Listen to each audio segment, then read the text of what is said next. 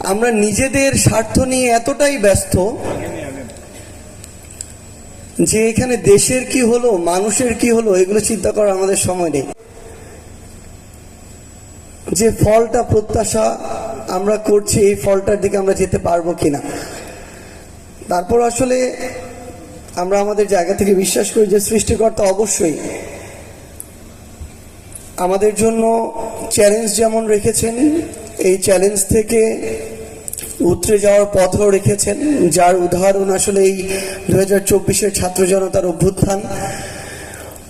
আমরা আমাদের জায়গা থেকে নিরাশ নই, হতাশ হতে চাই না, বরং এখনো আমরা যখন একজন আহত ভাইয়ের কাছে শুনি আমরা হাত দিয়েছি, পা দিয়েছি, প্রয়োজন হলে জীবন দিব, যখন একজন আমাদের শহীদ বাবা মা ভাই বোন যখন বলে যে আমার সন্তানের জীবন গিয়েছে যাক, আমার ভাইয়ের বোনের জীবন গিয়েছে যাক, প্রয়োজন হলে আমরাও জীবন দিব, কিন্তু যে কারণে খুনি হাসিনাকে আমরা তাড়িয়েছি, যে কারণে এতগুলো জীবন দেওয়া হয়েছে, সেটা যেন বাস্তবায়িত হয়। তখন আসলে আমাদের সাহস শক্তি সবকিছুই একটা অন্য মাত্রায় যায়। আমরা শুধু আপনাদেরকে আমাদের জায়গা থেকে এটুকু কথা দিতে পারি এবং অনুরোধ করতে পারি, আমাদের ব্যক্তিগত জায়গা থেকে যেন আমরা সৎ থাকি, ন্যায়ের সাথে থাকি, নিজের যতটুকু করা উচিত ততটুকু করি, অন্যের হক না নষ্ট করি। এই কাজগুলো যদি শুধু আমরা ব্যক্তিগত জায়গা থেকে করতে পারি, যেই বাংলাদেশের স্বপ্ন আমরা দেখছি, খুব দ্রুত সেই স্বপ্ন পূরণ করা সম্ভব। আর আপনাদেরকে শুধু একটা জিনিস বলতে চাই, চাঁপাই নবাবগঞ্জের হিসেবে আমরা উত্তরের জনপদের, আমরা বলি যে 2 বিভাগের 16টি জেলা রয়েছে। আমাদের আসলে গুরুত্বপূর্ণ জায়গাগুলোতে বিগত 16 বছরে তো আমরা শোষিত হয়েছি। যেই জায়গায় আমাদের যাওয়ার আমাদের মিনিমাম আমরা ডিজার্ভ করতাম, আমরা সেই জায়গায় যেতে পারিনি। গিয়েছে কোটায়, গোপালী কোটা, পরিবার কোটা, আত্মীয় স্বজন কোটা, তেলবাজি কোটা, লীগ কোটা, এরকম অসংখ্য কোটায় এই পুরো উত্তরবঙ্গ বলতে আমরা যা বুঝি, পুরো উত্তরবঙ্গকে শোষণ করা হয়েছে।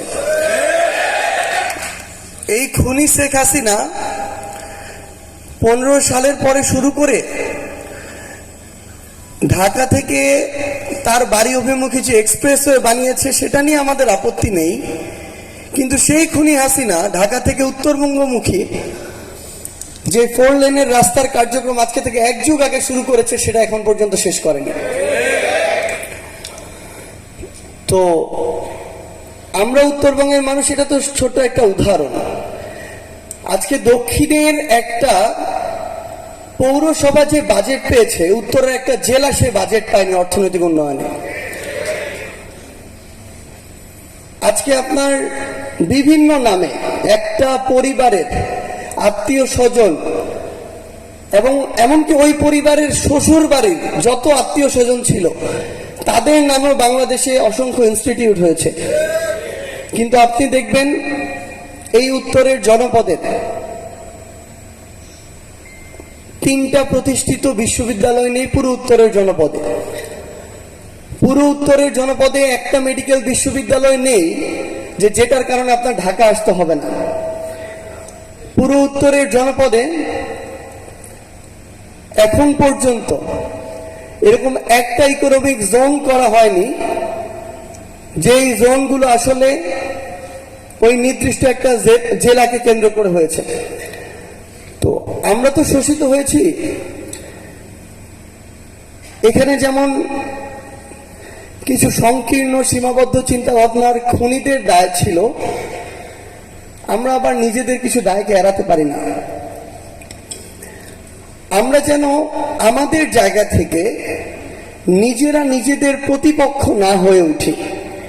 কোনো একটি নির্দিষ্ট জেলায় কোনো একজন, হোক আমলা হোক রাজনীতির গুরুত্বপূর্ণ ব্যক্তি, কোনো একটি উন্নয়নমূলক কর্মকাণ্ড নিয়ে আসছে, আমরা ভাবছি ও যদি নিয়ে আসে তাহলে তো সকল ক্রেডিট ওর হয়ে যাবে, হয় আমি আনবো না হয় কেউ আনতে পারবে না। এই চিন্তা ভাবনাগুলো যেন আমাদের মধ্যে কাজ না করে।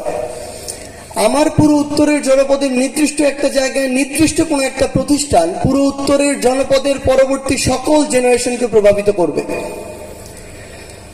সকলের ভাগ্যের চাকা কতটা প্রশস্ত হবে সেটা অনেকটা নিয়ন্ত্রণ করবে, কিংবা তার কর্মদক্ষতা, জীবন জীবিকার পট পরিবর্তন নিয়ন্ত্রণ করতে পারে।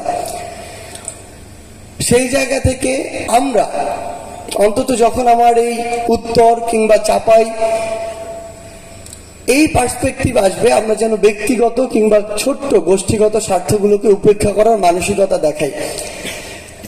আমরা আমাদের জায়গা থেকে বিশ্বাস করি, আমরা যদি নিজেরা ঐক্যবদ্ধ থাকি, আমাদের ভিতরে যদি এই 24-এর ছাত্র জনতার জীবন এবং রক্তের যে স্পিরিট সেটি থাকে, এবং আল্লাহ যদি আমাদের সহায় থাকেন, তাহলে অবশ্যই যেই বাংলাদেশের স্বপ্ন আমরা দেখি, যেই উত্তরের স্বপ্ন আমরা দেখি, সেটি আমরা প্রতিষ্ঠা করতে পারবো ইনশাআল্লাহ। আপনাদের সাথে আমাদের আবারও দেখা হবে, হয়তো খুনি, হয়তো কোনো ফ্যাসিস্ট তাদের বিরুদ্ধে সংগ্রামের রাজপথে, অথবা বিজয়।